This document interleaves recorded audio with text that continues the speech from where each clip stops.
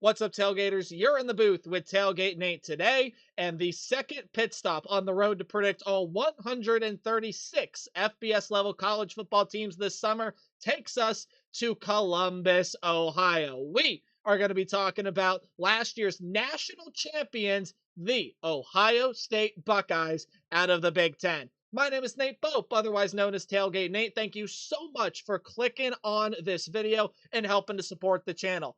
If you want to help support the channel even further, please hit that subscribe button and ring the bell. Turning notifications on ensures that you will not miss your favorite team when it gets uploaded because, hey, it is prediction season after all. I do all the teams that includes your favorite. I'm also delving into the professional world of sports media. If you want to see everything I do as a sports media professional, go give me a follow on Twitter or X and Instagram. It's at TailgateNate29. You can even email me, tailgatenate29@gmail.com. Support me even further by interacting with the channel in any way you can, and thank you for supporting me here on YouTube, elsewhere, however you may be doing so. Let us now talk about the Ohio State Buckeyes. Your head coach is Ryan Day. Got one monkey off of his back, but there's another bigger one looming that he's looking to accomplish here in 2025. How do we do preview and predictions here on the channel this year? Well, we are first going to go through a roster overview. A lot of information, but you'll get the offense on this side. You'll get the defense on this side. We'll switch camera angles, and then we will go ahead and tell you about the Ohio State football schedule this upcoming season. The national champs from last year are going to look to run it back, so here we go. First off, there are a couple numbers right down below me. It's the returning production numbers with transfers included, so it factors in the transfer stats and everything like that, as well as your recruiting and portal ranks. As usual, we will start with the offensive side of the ball, and your new offensive coordinator for Ohio State this year is Brian Hartline. Chip Kelly has since decided to move on over to the NFL with the Las Vegas Raiders, and Brian Hartline, long-standing one of the best position coaches in America, coaching the wide receivers, and the amount of NFL talent he has put in the league has been absolutely insane, and now he gets the full-time offensive coordinator spot. Had it in 2023, didn't really have full play calling duties, and that will be the biggest difference for Brian Hartline in 2025. Will Howard is off to the Steel City in Pittsburgh. He got drafted by way of the NFL. The one-year transfer helped Ohio State win a national title, and Julian Sayin is expected to be that guy to take over. Now, Lincoln Keyholes and a just massive recruit, five-star freshman, third-ranked quarterback in the class of 2025, Tavian St. Clair from Bellefontaine, Ohio, is supposed to be in that mix, but everybody, including myself, believes that it's Julian Sayin that's about to be the next great Buckeye. He's got all the intangibles necessary. He can do it with his arm. He has shown that he can be able to do it with his legs as well. And I think especially once Julian Sayin gets settled in here to this system, there were some really good moments last year, and then there were some not so great moments. If he gets everything cleaned up, Julian Sayin, I think, is going to be a very, very good quarterback for this Buckeye team. However, there are a couple pieces around him that you're going to have to replace, most notably the backfield. The running back duo of Travion Henderson and Quinshaw Judkins, both of them are gone. Both of them were 1,000-yard backs last year and totaled 24 touchdowns, and that's just going to be a massive loss and a massive thing to need to replace. Well, you get a little bit of help from the transfer portal. CJ Donaldson is in from West Virginia and has at least 700 yards over the past 2 seasons with the Mountaineers, totaling 11 touchdowns in each of the previous 2 seasons. I think that's a big pickup for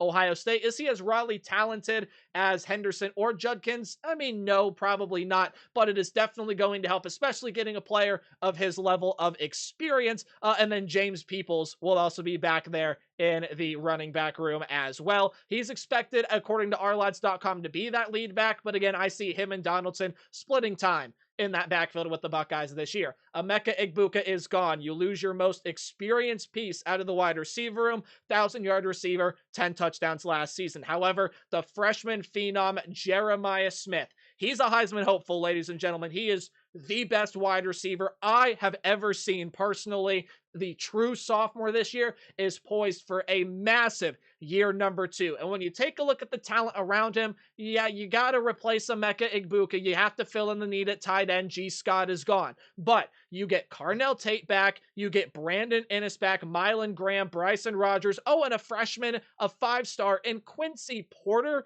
is entering this room as well as the 31st ranked recruit, according to 24/7. Again, Brian Hartline has done a masterful job building these wide receiver rooms. 2025 is going to be no different. It's going to be an excellent room. There's excellent talent here, and it's all led by number 4, the guy you saw on the thumbnail screen just a little bit ago. And speaking of that tight end room, Max Clare is coming over from Purdue. And if you don't know much about this guy, well, again, that's understandable. He played at Purdue. 51 catches, 685 yards, and 4 touchdowns. I know that doesn't sound like much. This guy can do amazing things from the tight end position, and he's going to be a lot more versatile than what G. Scott was last season for this Buckeye team.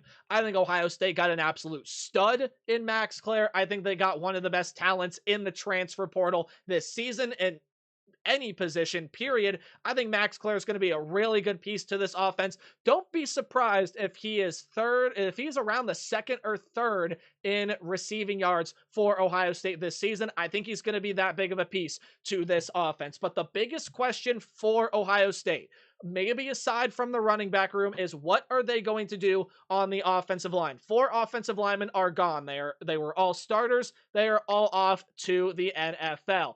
And the offensive line was the biggest question for Ohio State last year. After Josh Simmons went down with injury, that was the biggest point of contention for this Buckeye team if they were to go win a national championship. Obviously, you know what happened, so the offensive line held up. But there are still plenty of questions entering this year. Carson Hinsman, well, he'll be back to play center. And then Luke Montgomery and Tegra Shabola are both going to be back to this offensive line as well. You do get a couple transfers in that were supremely talented in their previous landing spot.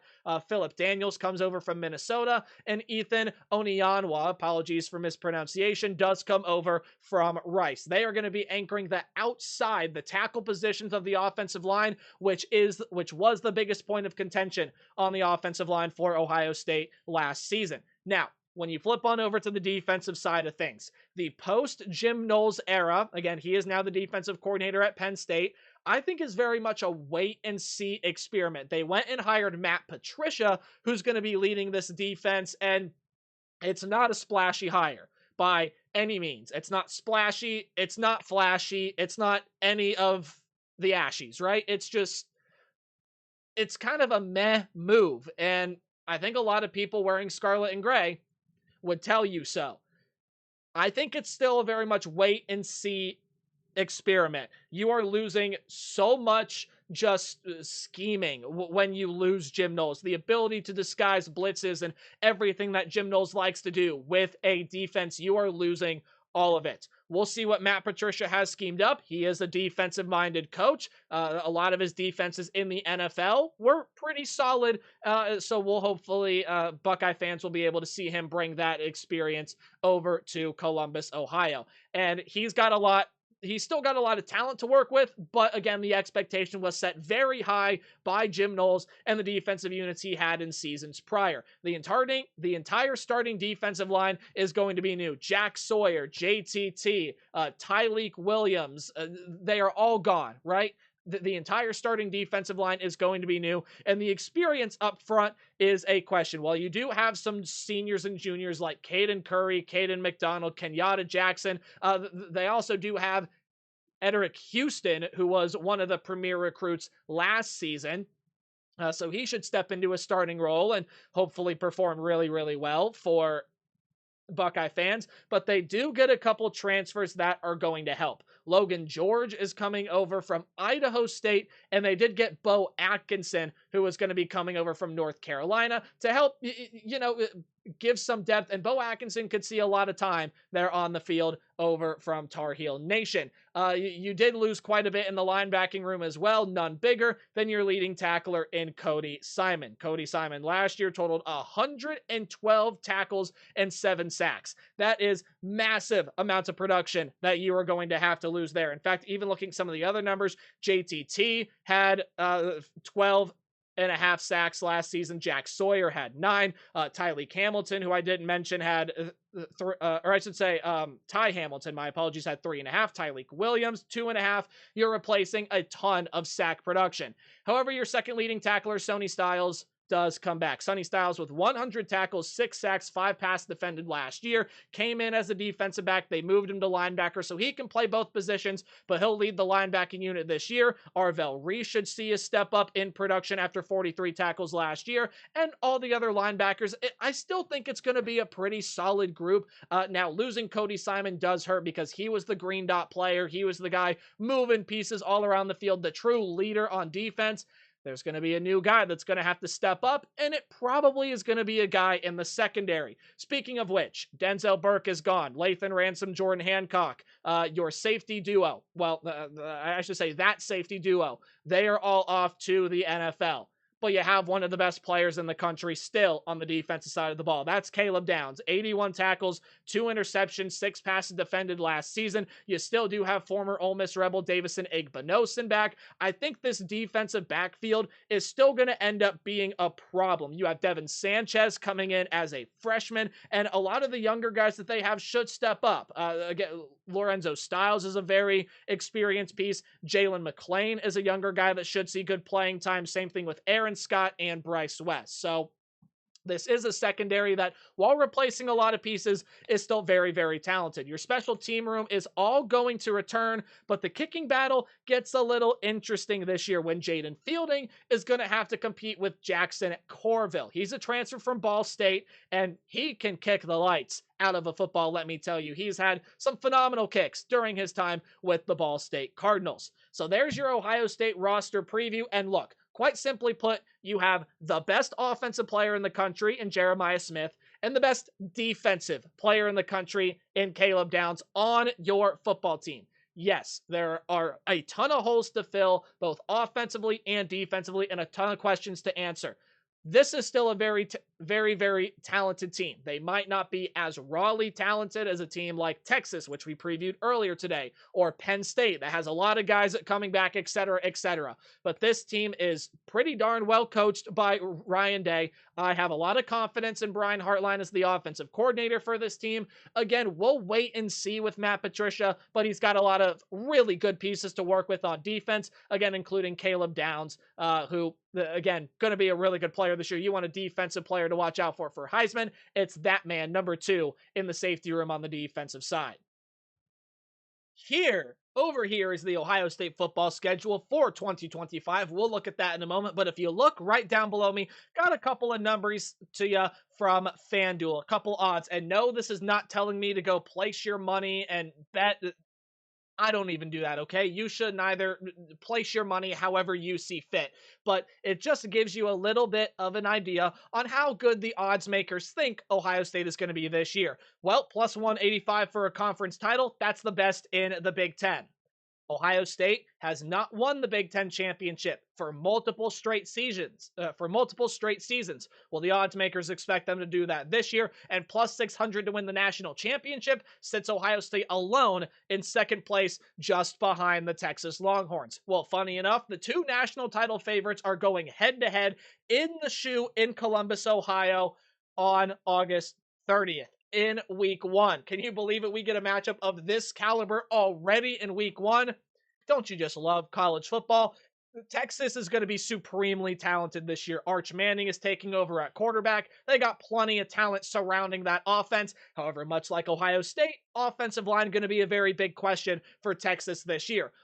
The Texas, though, loaded defensively. Wrecking balls on defense. Anthony Hill and Simmons are just the best linebacking duo in the entire country. You can't argue it at all. Anthony Hill, Colin Simmons, both were spectacular last year. I think they're going to be spectacular again this year. The secondary's got a lot of great leaders and things coming back, and on paper, to me at least, it probably would look like Texas is, supposed to win this game. I think they're a little bit more talented, but both of these teams have questions. Both of these teams are breaking in some new pieces. Ohio State is breaking in a ton more new pieces, but I think it's going to take a little bit for Texas to get rolling here, and especially for Arch Manning to fully get settled. His first start as the full-time starter. He started a game last year when Quinn Ewers was out and he was fantastic, but his first start as a full-time starter has to come on the road in a hostile environment against a still really, really talented Ohio State team. Texas did a really good job at locking down Jeremiah Smith in the Cotton Bowl in the playoff last year. I think Ohio State's going to look at that film, make some adjustments, and I don't think Smith is going to have a field day, but number 4 in Scarlet is going to have quite a good day. Caleb Downs will as well, and it leads to Ohio State beating Texas in week 1. Should be able to win week 2 and 3 against both Grambling State, an FCS opponent, and Ohio. I don't remember the last time Ohio State played Ohio, but hey, you get the Ohio University versus Ohio State University matchup this year.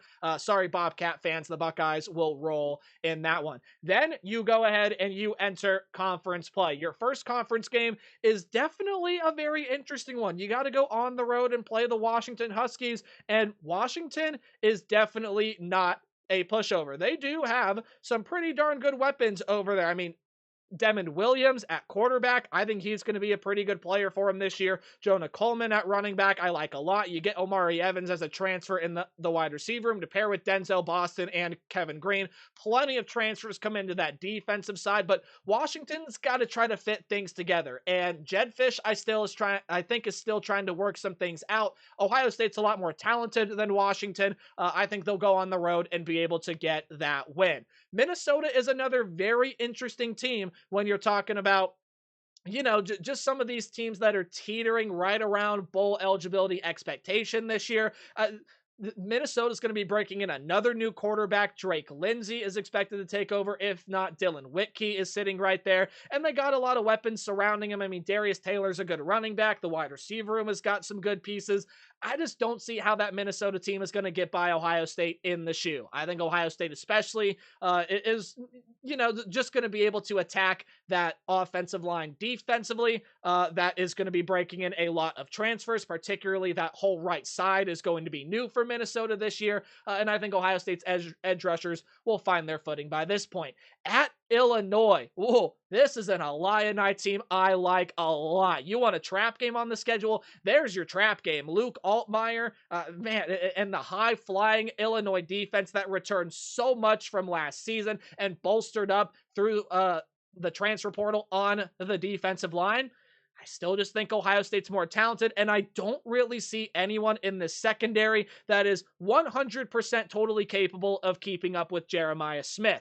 And if Ohio State plays to its strengths this year, which is the talent on the outside, which I'm confident in because of who the offensive coordinator is, then I do think Ohio State's going to be able to win a lot of these matchups. I got them beating Illinois on the road. Close, though. The Illini defense is going to give them a hard tussle, but I also don't think the Illini have enough pure bona fide weapons offensively to be able to hurt Ohio State as much as they need to. On the road against Wisconsin, look, I like Luke Fickell as a head coach, but he's still trying to get a lot of things figured out. They're going to be breaking in some new pieces this year. I think they're going to be better, but they're not up to Ohio State's level, even with the jump around crowd in Madison. I think Ohio State wins that one. Then they get their second bye week. So you get your first bye week right before the Washington game. Your second one comes here before the Penn State game, and the undefeated season continues for Ohio State.